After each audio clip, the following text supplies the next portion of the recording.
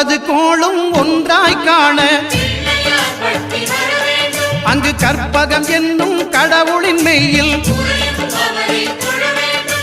9 கோளும் ஒன்றாய் காண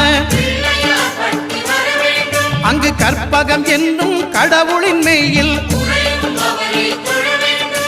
சூரியன் முதலாய் 9 கிரகமும் பலவித குணங்களை கொண்டிருக்கும் எங்கள் கற்பக தருவில் அவை வரும்போது ஒன்றாய் சேர்ந்து பலனளிக்கும்.